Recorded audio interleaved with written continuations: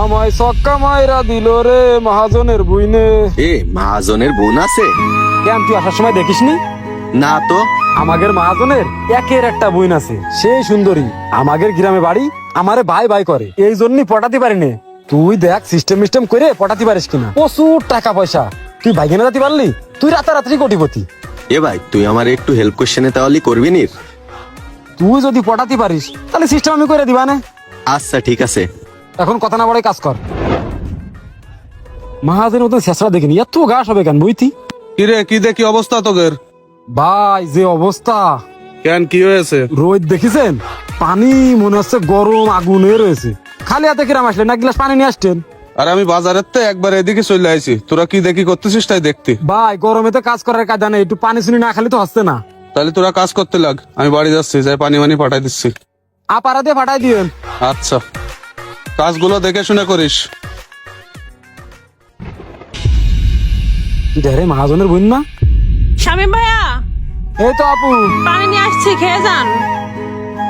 এ ভাই এ তো পুরো এলইডি লাইটের মতো জ্বলতেছে।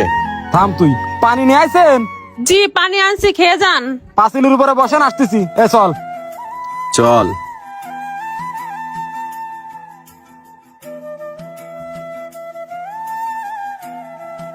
কি কব আপা, যে গরম! এই গরমে কাজ করার মতো নেই, শরীরটার ভিতরে মনে হচ্ছে জ্বলিয়ে পুড়ে যাচ্ছে। হ্যাঁ অনেক গরম পড়তেছে ভাইয়া, পানিটা খেয়ে নেন। খাবো, একটু জিরে দেবে, মনে হচ্ছে জান যাই যাই। ভাইয়া এই ভাইয়াটা কে, চিনলাম না তো। এর বাড়ি হচ্ছে ওই নোংরপুর, এর আব্বা হচ্ছে মেম্বার।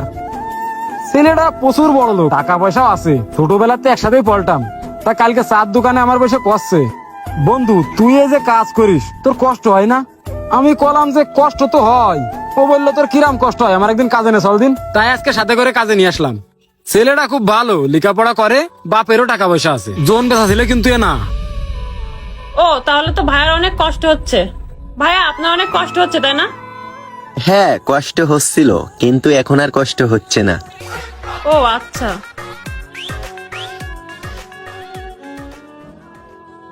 মনে হচ্ছে এর আর কষ্ট হবে না, এই বইটা একাই নিড়ে দিতে পারবে না। চাহ কি যে বলেন। ওরে গরম! এই নেন ভাইয়া, পানিটা খেয়ে নেন। দেন। নেন।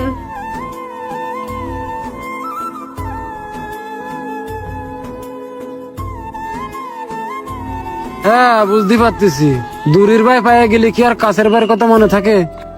খাও পানি খাও, ভক্তি দিয়ে খাও। হাই, পানিটা খাওয়ার পরে কলিজাটা ঠান্ডা হয়ে গেল। আপু কোন কলের পানি এটা? এই নেন আপু কাপ। দেন ভাইয়া।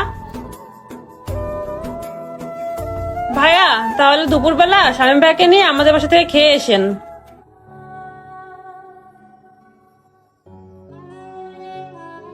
পয়টা গেছে, আমি একদম শিওর।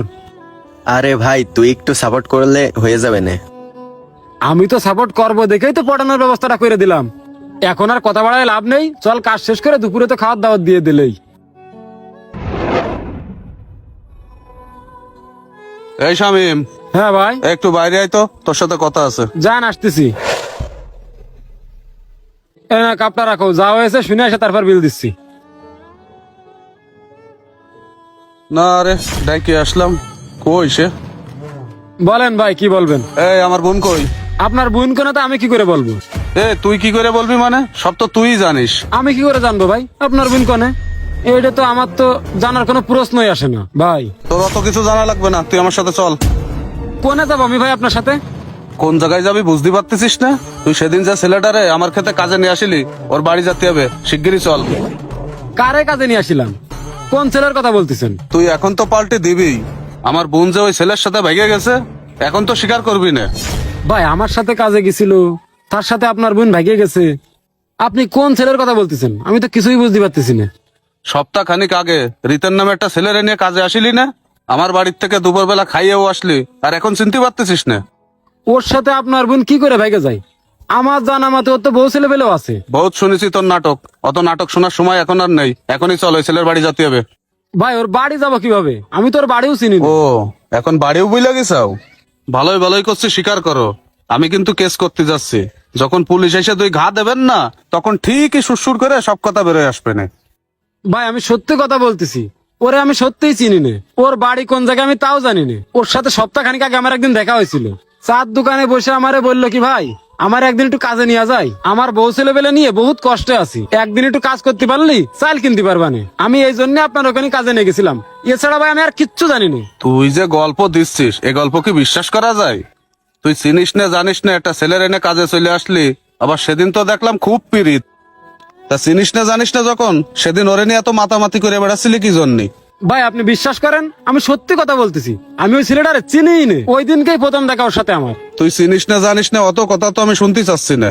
আমার বোনিরে আমি পাচ্ছি না, এখন আমার বোনিরে দরকার। কোন জায়গাতে আনবি, কিভাবে আনবি, এত কিছু শোনার সময় আমার নেই। আমি আমার মতো খোঁজ করতেছি, আর তুই দেখ যেখানতে পারিস ওই ছেলেরে খুঁজে নিয়ে আয়, নাইলে কিন্তু তোর খবর আছে কয়ে দিচ্ছি। আপনাদের এমন ধরনের বন্ধু কার কার আছে তাদের মেনশন করুন, আর ভিডিওটি ভালো লাগলে অবশ্যই লাইক কমেন্ট শেয়ার করে পাশে থাকবেন। আল্লাহ হাফেজ।